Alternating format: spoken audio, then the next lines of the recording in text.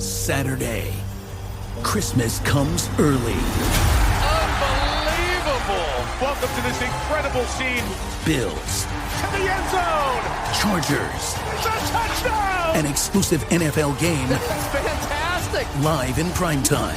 Wow! Only on Peacock. With a Christmas gift to their fans. They're having some fun now. Bills versus Chargers. Saturday, 7:30 Eastern. Exclusively on Peacock. The world is ever-changing, and sometimes we just need a helping hand. Hey, it's Wilmer Valderrama. New apps here, new tech there. It's all very exciting, but it's nice to have something you can count on. Like insurance from State Farm. ¿Tienes preguntas sobre tu seguro?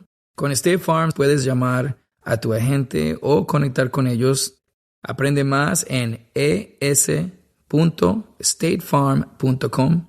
Like a good neighbor, State Farm is there. Hello and welcome to the Paddock and the Pavilion with Stephen Wallace. In each show, Stephen will interview someone connected to the world of horse racing or cricket.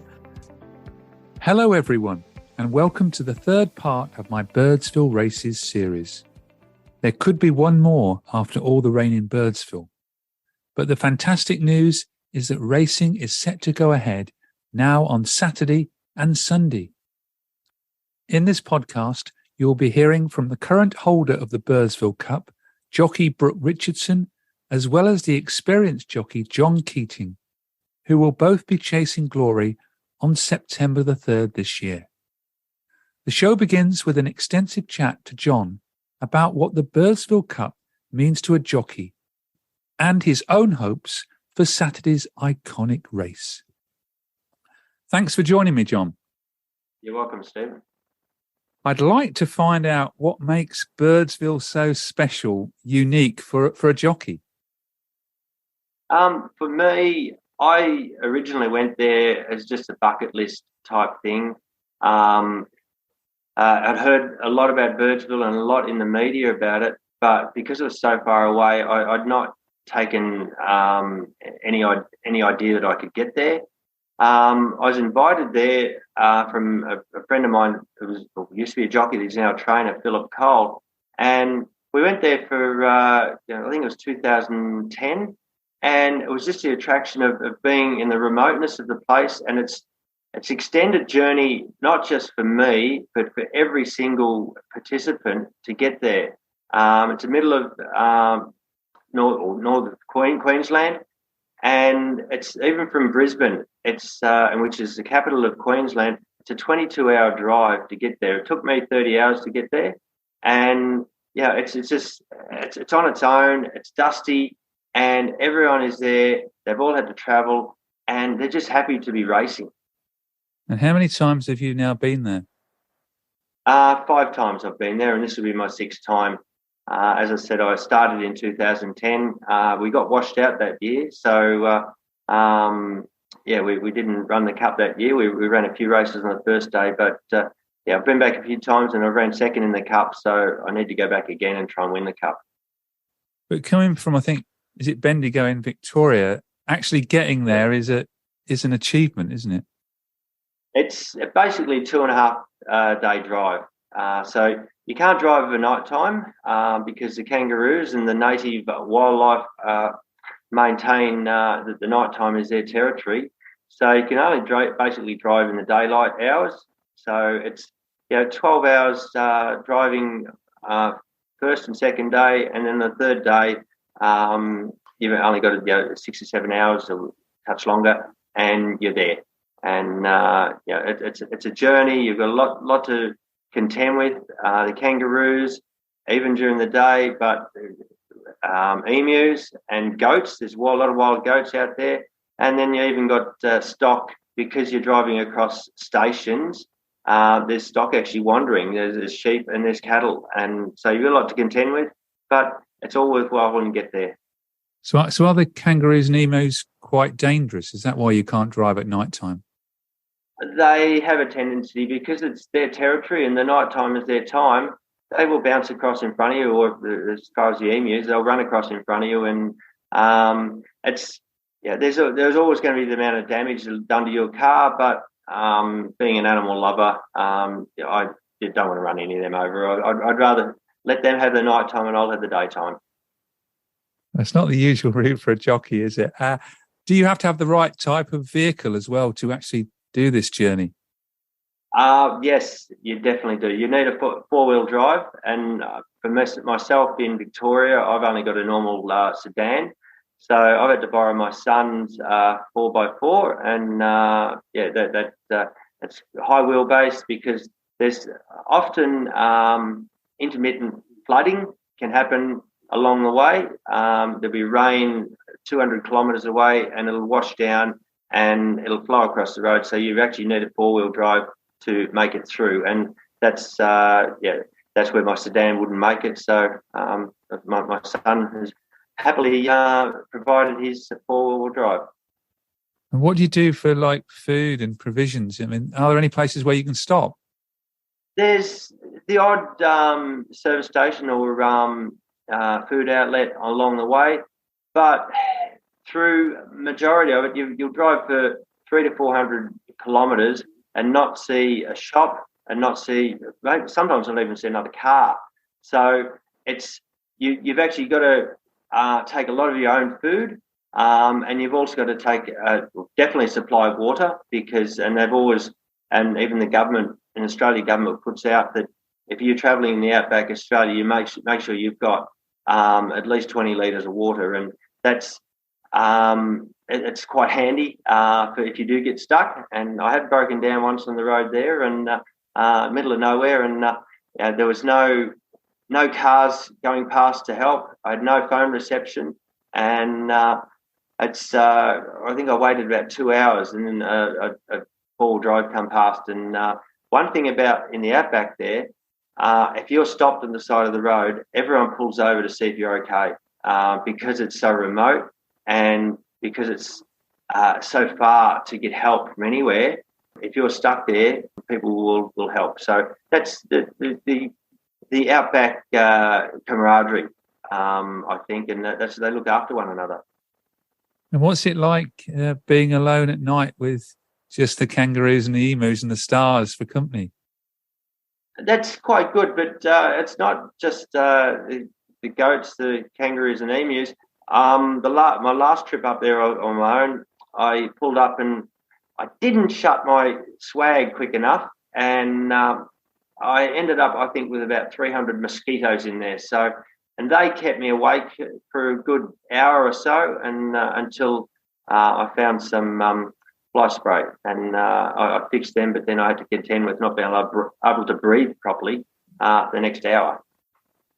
So do all the jockeys do what you do? They drive in or do some fly in? Or there's very few will fly in. There are flights to Birdsville, and a lot of them are pre-chartered flights or their own chartered flights. But majority, and this is from majority of jockeys come from Queensland area, and they'll drive to get there. So the closest training centre from Birdsville is probably 9 hours drive away. So basically everyone's got to travel. And for 9 hours, they might as well drive. There are flights, but they're very hard to come by.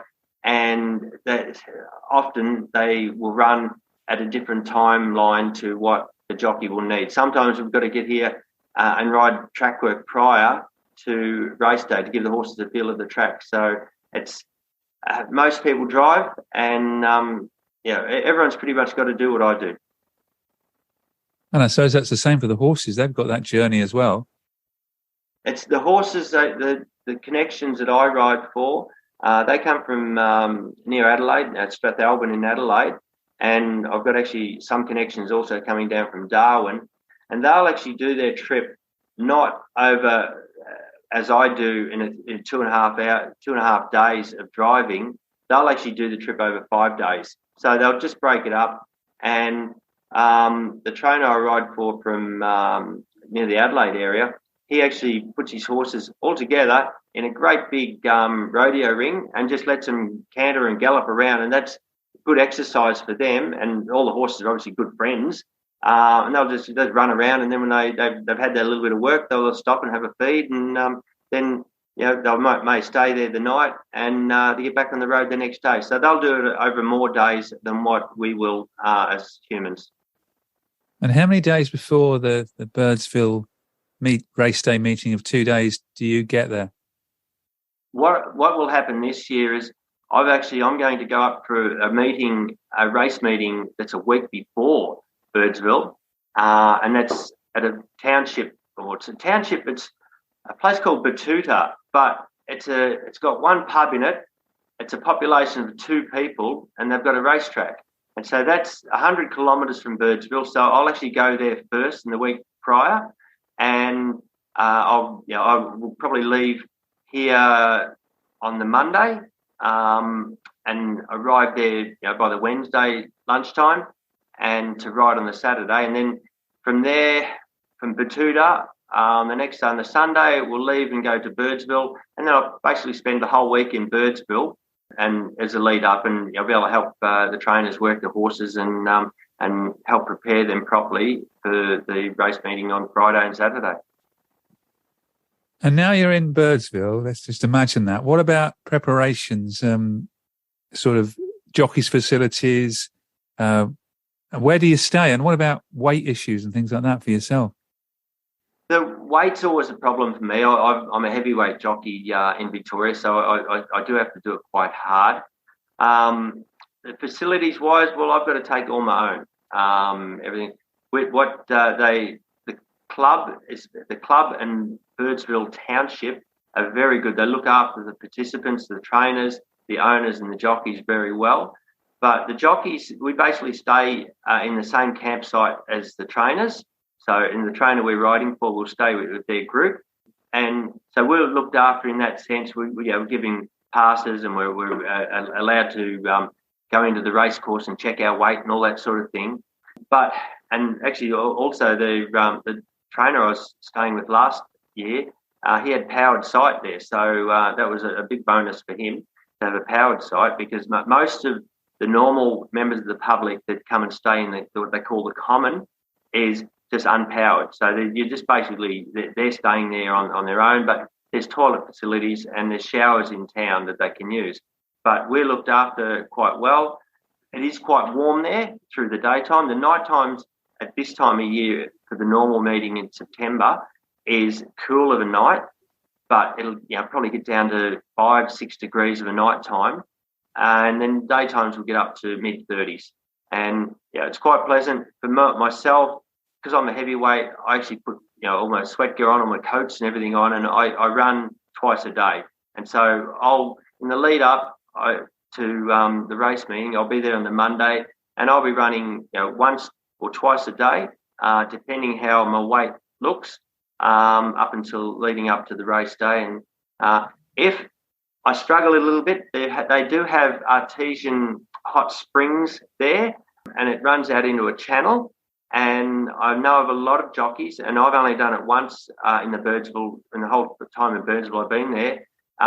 They're sitting in the channel, it comes out very hot. It's near boiling at the outlet point, but if you get down the channel a little bit, you can really have a good sweat in the bath. It's like if someone at home having a very hot bath and finding they're sweating. If you sit in one of these hot springs, you can pull off a couple of kilos in a matter of half an hour. Well, turn to the race, the Birdsville Cup. It's run over we'll call it a mile, but you're going to tell me it's... No, we call it a mile. Yep. Oh, you're still in miles. We always hear the British, we always like to call it, the furlongs and the miles, but it's 1,600 metres, isn't it? We chop and change. I'm old school in as far as in racing here in Victoria, but a lot of the younger ones coming through, because there's so many of my generation still competing and training, that we still talk in the miles. So we have to do that. So, oh, that's good to hear. And I think you said already that you're getting horses from all over Australia actually running in the race. Correct. Yeah. Well, as I said before, I've got horses coming from Adelaide that I'm riding, the trainer I'm riding for. Some are coming down from Darwin that I ride for. I've got others from right up near Cairns in northern Queensland, so they're probably a good 25 hours away. There are horses that come from New South Wales, so Sydney direction. I'm not sure about this season. We have pretty much every year we do have horses coming from Victoria. So, and there's bound to be a one from Western Australia be there soon. So, they do come from all over, and it's because it's so iconic and it's on everyone's bucket list to just participate in Birdsville races. And it's not like any other meeting anyone would have ever been to. Like, I've ridden at Flemington Melbourne Cup Day. I can only imagine what Royal Ascot's like. Because everyone has to travel, and it doesn't matter how wealthy you are or how high profile you are, you've still got to camp out, and there's dust, it's dirt, and we're all one and the same. It's a big leveler that you don't feel inferior or you don't feel above anyone, because we're all doing the same. And so we're out there doing it. They'll go past the winning post and there's dust hanging over everyone, and it gets in everything. You could have been in a car near the finish line and you'll have dust somehow find its way in your car, and your car is completely locked up. It's so enthralling, and that's the part of the iconicness about what Birdsville is. And I think I read that Peter Moody of Black Caviar fame has had horses run there as well. Oh, definitely. Because Peter originally trained in Queensland, in northern Queensland, and he's probably there nearly every 2 years. I know he was there in the recent meeting. We had a meeting in April this year, but because it was a postponement from the September last year, because COVID called that off, but they put a meeting on in April this year, and Peter was there. Kieran Ma he's now one of our leading trainers in Victoria, and he's been there a number of times. And it's Jimmy Cassidy. He rode a Melbourne Cup winner. He was there. Darren Beedman, Michael Clark. We just had everyone come to the Birdsville just to say they've been there, and it's a lot of them come back again and again because they enjoy it so much. And it's just one of those iconic meetings that it's unless you've been here or been to the race meeting at Birdsville, you really haven't been to a proper race meeting in Australia.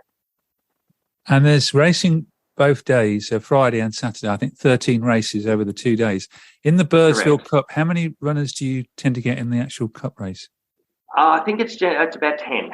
And the fact of the matter is, with the Birdsville Cup, it's because it's run on a dirt track, and so it's not a sand, it's not a synthetic as you and we have here in Australia. So the synthetics we have, and I'm not sure what your makeup is in the UK, but ours is a sand mixed with a fibre and a wax type of thing, and that has kickback. In Birdsville, there's no kickback. It's a red topsoil. It's a dust. It doesn't impact you at all when it throws up, but you just can't see. It's like trying to race through fog if you get back in the field. So the Birdsville Cup itself, you start in the back straight, and they'll go really hard for a good 300 metres until everyone gets their position. And if you regretfully get a position fourth, fifth, or further back, you've then just got to hope that your horse can see enough and you can see enough to make it through the field to run home. But as far as kickback and horses reacting from a kickback, there's not any of that. It's just the dust and inability to see. And have you got a definite ride in this year's Birdsville Cup? I do. It's one a trainer I ride called Kim Healy, who's from South Australia, and that horse finished second in Darwin 2 starts ago, and then ran a good fourth in Darwin the week after. He didn't get a run in the Darwin Cup, but he's been set for this race at Birdsville. I think his name is Magnus Scipio or something. It's similar to that. But yeah, I think he'll be very hard to beat in the Birdsville Cup. But there's a lot of horses that are being set for this race. And it's big prize money as well. I think I read 42,000 Aussie dollars, I think. Yeah, for country races, it's actually very good prize money. And it's I know in certain parts of outback Queensland they do race for lower amounts of money, but because it's so iconic and because it's costly for everyone to get there, and fuel nowadays is not very cheap, and they've at least made it attractive enough to draw on some better horses. And no, the prize money is quite good, and it's very competitive racing. And the atmosphere and the crowds, because Birdsville is a very small place, isn't it? Birdsville is, and Gary Brooke hopefully can confirm this. I think it's a township around 600 people, give or take. And over the course of the week for the Birdsville races, it swells to between 12 and 14,000.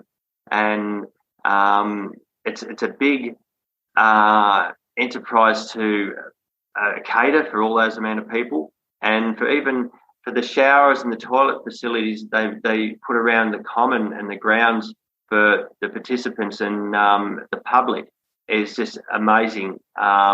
It's just the council there and the Birdsville Racing Club do an amazing job. And it really. And if you ride a winner there, or for myself, if I ride a winner there, or if the connections have a winner, you feel like you've won a race on Melbourne Cup Day at Flemington. If you're anything like me, you're booked and busy. From family duties and work responsibilities to catching up on your favorite shows and podcasts. Yes, like Wrestling with Freddie. With me, Freddie Prinze Jr. With all the responsibilities we have, it's always nice to have someone in your corner. That's why State Farm is there for you with your auto and home insurance needs, helping you protect the things you love and helping you save money. Like a good neighbor, State Farm is there.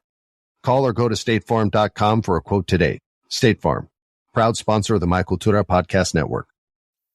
The best of luck, John, for the Birdsville race meeting and the Birdsville Cup. Hopefully you'll go one better than your previous best of second place. And then it's the long journey back home, or is it racing after that for you? Well, we've got the next weekend after Birdsville, I've got Baduri, which is another 100 kilometres away from Birdsville. And those three clubs are in the middle of outback Queensland. And from there, it's 8 to 9 hours to any other racing or training establishment. It's just forever distance. So these three clubs are all together. And so I'll have racing the next week, and then I'll be back to Victoria and back into the grind, into the Spring Carnival here in Victoria. Oh, thanks very much. Thank you, Stephen. Next up is John's racing manager, Sammi Murray, who books all of John's rides. John certainly keeps Sammi busy. That is my whole job. So, as soon as the nominations come out, I'm onto it, calling trainers, messaging trainers, trying to get him a ride anywhere and everywhere he can sort of get a ride. He's one of those jockeys that loves to travel, clearly. He's doing this massive trip up to Birdsville, which he has probably 6 months in the making. He starts planning it out. But even though you can plan as much as you like, but there's still issues that happen, as you would probably know from all his blogs on Facebook and his videos. Has John got a full book of rides for the Birdsville meeting?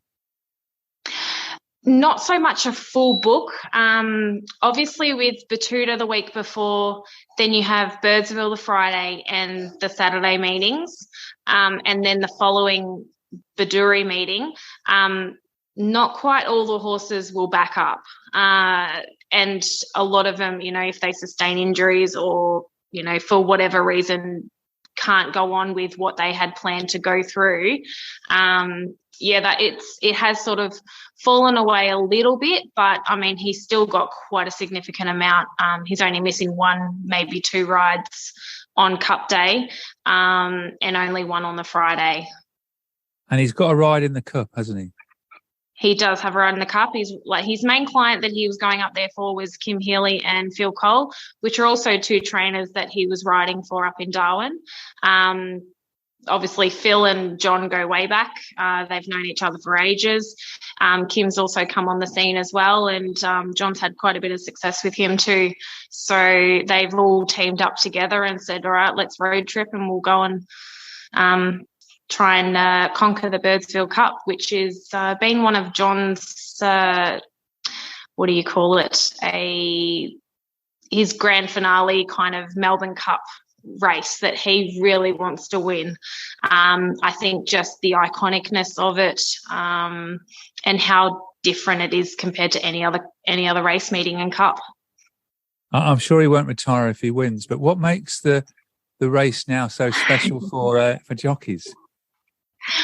Well, I'm not too sure what makes it so special. I just think maybe the remoteness of it all, just how different it is to any other cup meeting. It's in the middle of nowhere.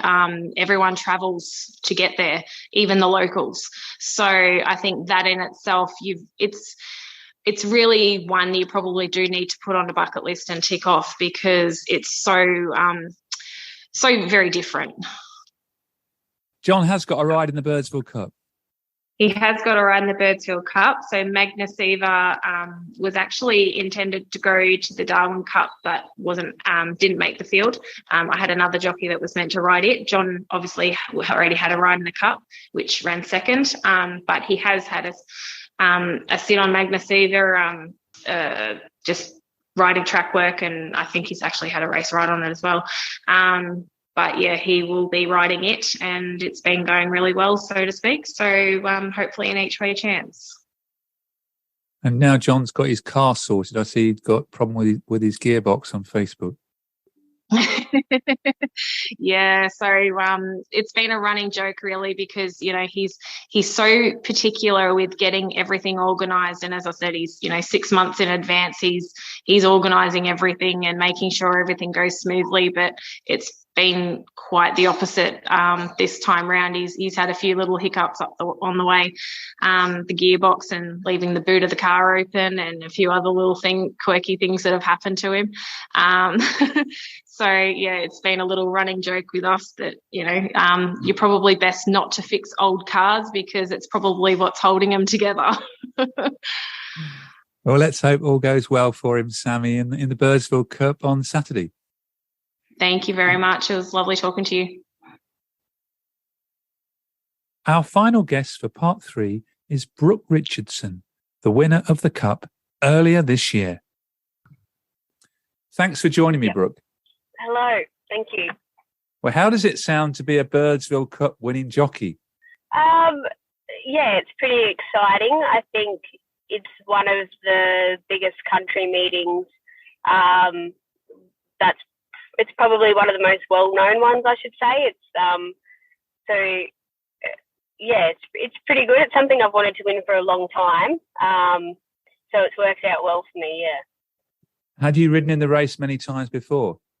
I've had a few rides in the Cup. I've had, I couldn't tell you off the top of my head, actually. I think I've only may have even had the one ride in the Cup previous, but I've done the circuit a couple times and have had rides in all the other races before. So, yeah, I haven't had many cracks at the Cup. This is only about my second time for the actual Cup race itself, yeah. But it was quite an easy win on the day back in April, wasn't it? Yeah, it was. So it's a bit of a funny story, actually. So originally, I wasn't booked to ride the horse. The horse is trained at Barcaldine, where I'm based, and the trainer is Todd Austin, and I ride all of his track work. So I do all the exercise on the horses every morning, and that horse, Echo Point, I ride him every single morning. We have another jockey in the stable, but he doesn't ride him. So he's sort of like a bit of a pet to me, I guess. And originally they had booked a jockey that they had a bit of history with in the past, and they'd booked him to ride the horse, but he got COVID. So his downfall ended up being a big up for me. So yeah, he had COVID. Obviously, with all the restrictions, he wasn't allowed to fly into Queensland, and wasn't allowed to ride the horse. So then I got the ride, and he won. So. And Echo Point was at one point trained by Gay Waterhouse, I read. Yes, it was. So that's originally how they were going with the other jockey. This jockey worked for Gay Waterhouse and knew that the horse was coming up for sale, and had said to Todd Austin, who now trains the horse, had said to him like he would be a good buy. So he said, if you buy him and he goes to the Birdsville Cup, I'd like the ride on him. So Todd had promised him the ride. So that's how all that came about. And then, it didn't work out that way, but worked out well for me, I guess. Yeah, and how did the race go for you? I know you won by 4 1/4 lengths. Yeah, so he won quite comfortably. He's a type of horse, he'll normally sit in behind the pace in a race, so he'll be running as the second or third, sometimes fourth horse. He'll be just back in behind the pace, and he makes my job easy, really. I've won a few on him now, and I must say he does make it quite easy because he's such a well-mannered horse, and he does everything right. So yeah, you'll normally see him sitting second or third, just in behind the pace, and then coming up into the straight when we're ready to go, I sort of just peel him out, or he'll take gaps really easy. He's a very confident, forward-going horse, so he's just got a lot of natural ability and a good heart. So he has a go no matter what. But it's a hard race to win, isn't it? It must be a hard race to ride in. Yeah, it is. So in the sense of, so I was, because of the way everything worked out with the other jockey, and I was a last-minute replacement, I was fortunate enough that the owners had a private plane booked. So I just jumped on the plane the morning of, flew out, rode him in the race. He was my only rider for the day. Tell a lie, sorry. I ended up, a couple of our other horses needed a jockey as well that jockey was going to ride. So I ended up with 2 rides for the day, 2 or 3. Flew out there and then flew back. So I was home that night, which is crazy because the horses themselves, it's a whole circuit. There's Batuta, Birdsville, and then Baduri, and you're away for a whole 3 weeks. But as Birdsville raced in April, they were replacing the meeting that they'd missed, obviously. So there wasn't the full circuit, but the horses still had been travelled the week prior. They'd spent a couple weeks in Birdsville settling in, getting used to everything, having a few gallops and a few canters around the track to get familiar with it. So they were actually there quite some time before I got there. So he was pretty familiar with everything and his surroundings, yeah. Yeah, it must have been a bit of a breeze. I was going to ask you about flying in because I've already spoken to John Keating, and John takes 2.5 days to get you, and you drop in there in an aeroplane. So what's it like going in an aeroplane? Yeah, it was pretty cool. It was a little bit mind-blowing at the same time because any other time I'd been to Birdsville, I'd done the full travel. So it does take a few days, and especially with the horses, you have to split it up. And you're not just taking the horses. When you go, we have to take everything that comes with them. So we need all of their feed. You've got to stock up for the whole thing. So it's a really big ordeal. So to get on a plane and fly there, win the Birdsville Cup, and then be home that night by like 7:30 at night. I was sitting there. I'd got home off the plane. I had the Birdsville Cup in my hand. I was with Todd Austin's wife, Tony. They're really good family friends of mine, and I was living with them at the time when I won the cup. So we were making ourselves a scotch and Coke, and we were going to have a little bit of a celebration. And I was just thinking, it's so bizarre that I rode somewhere where if I was to drive, it would be literally 1 full day or 2 days driving, and I've just dropped in, won the cup, and now I'm home and can have a drink and go to bed. It was really bizarre, yeah. And you were able then to get home to your young son Rylan. I think he's 5 years old. So when you're away, it must be hard when you're away. It can be, yeah. It gets a little bit challenging. I'm pretty lucky in the region where I'm riding races. We only race once a week most of the time. So it's just every Saturday. So I'm sort of missing out on just a Saturday with him. But when I do travel away, it does get a little bit tough because, yeah, sometimes he'd like to come, but there's not always enough people to lend a hand to look after him. And as anyone knows, it's a very physically demanding job. So sometimes you're just exhausted. It's not practical to take along a little child. But, yeah, look, he loves it. I'm pretty blessed. He's pretty proud of me. He's a hard taskmaster, though. He wants me to bring home a trophy every weekend, but it's just not possible. No, you can't always do that. What's the atmosphere like? What's the atmosphere like at the Birdsville race meeting? Oh, it's huge. It's really exciting because everyone really, really gets into it. They get thousands of people flock in for it, and all kinds. You've got you know the locals that are there all the time, and the people that are volunteering and working. You get to know them if you go enough, and then you've got all of your tourists, and it's not even just the races. The whole event is massive. So the town that's normally dead turns into like a full-blown little city, and they have a boxing tent that comes out every year. They call it Brophies. So there's so much more to do than just the races, but riding at the races there, when you're coming down the straight and they have a full crowd like they have in September, you can actually hear everyone cheering. Most of the time, normally when you're riding, you're so zoned in and focused, but you don't normally hear the crowd. But I think being such a hyped up event and so many people in the one spot, and people that aren't necessarily, it's not just punters, it's a mixed crowd. People get really, really excited and over the top. So yeah, they go wild, they get a bit loose, and yeah, it's pretty cool. It's hard to describe. Because it's such a small town, isn't it, normally? Yeah, literally tiny. There's a pub and a little store, and that's about it. There's not much there. And what are your plans for this year's Birdsville race meeting and the Birdsville Cup? Have you got a ride in the Cup? At this stage, I might have a ride in the Cup. I may not. I'm a natural lightweight, so I walk around about 50 kilos. We have another jockey who rides in our stable. He's a heavyweight jockey. So there's a couple of our horses that we're taking for the Cup, but they may or may not get.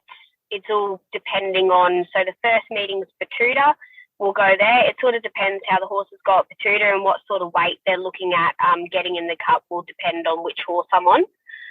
So there's two possible chances there, but I do think if I'm not on either of those, which is unlikely that I wouldn't be, I don't think I'll have trouble getting a ride. But yeah, so it's a little bit disappointing. We were hoping to go back with Echo Point and see if he could take out the win again, but it just worked out that leading into some of his other races, he was just ready for a break. So he's in the paddock having a spell now. So fingers crossed I can get on a good one again. That would be great. Well, best of luck for the Birdsville Cup or the Birdsville race meeting. And thanks very much for, as you have done, stopping your car to do this interview with me. No worries. Thank you. I appreciate it. I'm glad that I could help. Thank you.